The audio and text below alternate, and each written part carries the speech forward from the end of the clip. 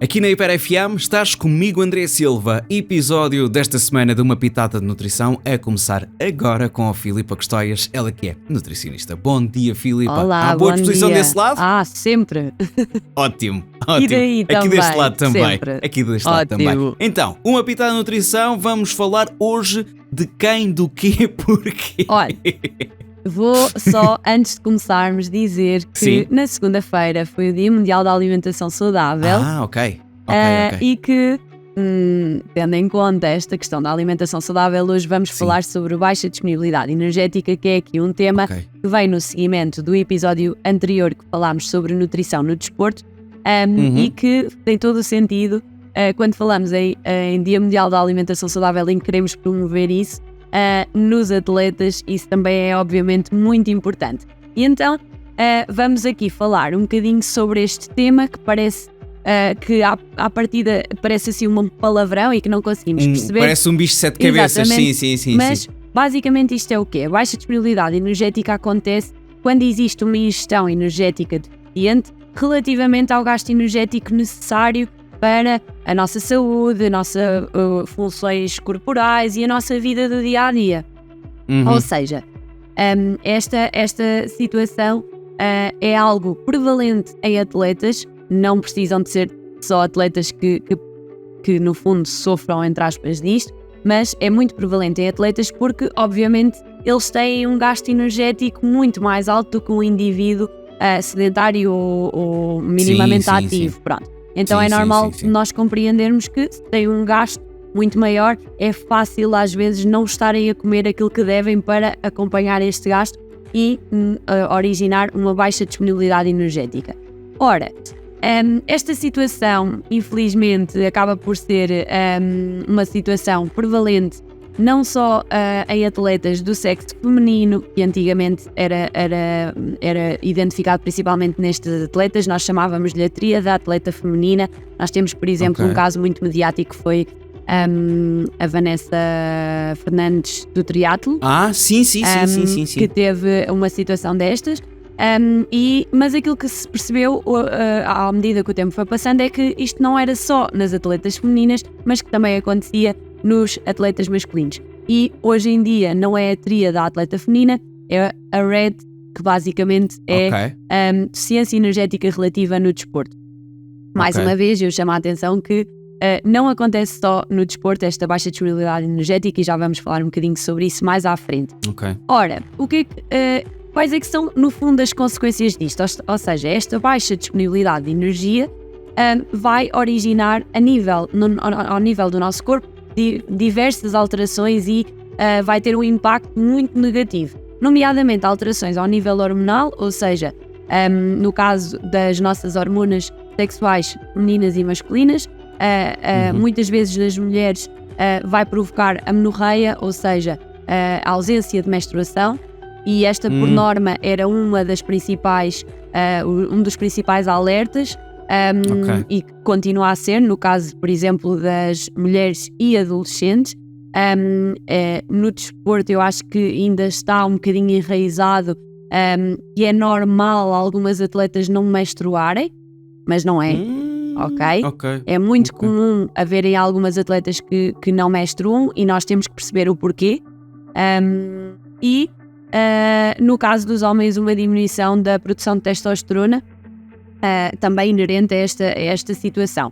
Temos também uma consequência muito grave e muitas vezes irreversível que tem a ver com a baixa densidade mineral óssea, que pode provocar osteoporose. E isto também é uma dos grandes sinais de alerta. Isto vai obviamente aumentar o risco de fratura, e em atletas, por exemplo, que tenham algum desporto de impacto ou nos desportos de impacto, sem dúvida que isso vai ter uma consequência muito grande, porque não a só facilidade contacto físico direto, mas como por exemplo o na impacto ginástica, dos movimentos bruscos, caírem de algum sítio ou portanto isso é obviamente muito importante. Depois, a nível da tiroide, a nível do nosso sistema cardiovascular, também uma diminuição da pressão arterial e da frequência cardíaca. Portanto, estamos a falar de consequências graves e que muitas vezes estão à nossa vista e que nós não as queremos ver. E então o episódio de hoje serve principalmente para alertar para esta situação e para falar a quem for atleta ou não, que muitas vezes temos objetivos de composição corporal, de baixar o nosso peso, a nossa massa gorda, e às vezes podemos levá-los a um extremo e pensar que quanto menos comer melhor, e isso pode obviamente ter consequências na nossa saúde. Isto pode ser um passo em frente, por exemplo, para a anorexia. Sim, ou são questões diferentes? Não. Está incluído na REDS, ou seja, no fundo, todas estes distúrbios alimentares acabam por também estar associados a isto, e muitas vezes por exemplo, um sinal de alerta, tudo o que são desportos de categorias de peso, desportos estéticos e de endurance, que acabam por promover muito, lá está, este peso mais baixo, esta baixa percentagem de massa gorda, e então os atletas andam à procura disto constantemente. Sim. E isto acaba por se tornar muitas vezes, lá está, um distúrbio alimentar. E é muito importante que nós estejamos atentos às pessoas que temos à nossa volta e que são desportistas, e aqui a família, os treinadores, os colegas de modalidade devem ter uma especial atenção nisto, porque são eles que muitas vezes acabam por, no fundo, contactar com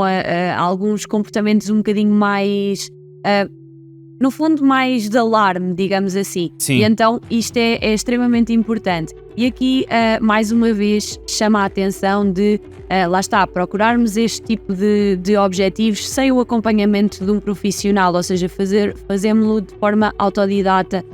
Pode obviamente comprometer a nossa saúde de uma forma muito, muito negativa e às vezes irreversível, mais uma vez digo. Sim. Portanto, esta é uma questão importante, não só em atletas, mas também em praticantes de atividade física. Exatamente, isto às vezes também acaba por ser comum, por exemplo, naquelas pessoas que perderam muito peso, que mudaram a sua vida, perderam muito peso, começaram a fazer exercício, e isto torna-se obviamente aqui uma preocupação gigante em não voltar àquilo que eram. Também às vezes acontece acontecer esta baixa disponibilidade de energia, em que basicamente o corpo já não consegue suportar as atividades que tem no dia-a-dia e acaba por, de alguma forma, começar a tentar compensar de outra forma, que compromete sem dúvida a nossa saúde. Olha, e que a mensagem no episódio desta semana de Uma Pitada de Nutrição chegue a ti ou então aos teus. Fica então por aqui Uma Pitada de Nutrição com a Filipa Custóias, episódio depois disponível no Spotify e também no YouTube. A Filipa volta para a semana. Um beijinho. Adeus, André, até para a semana.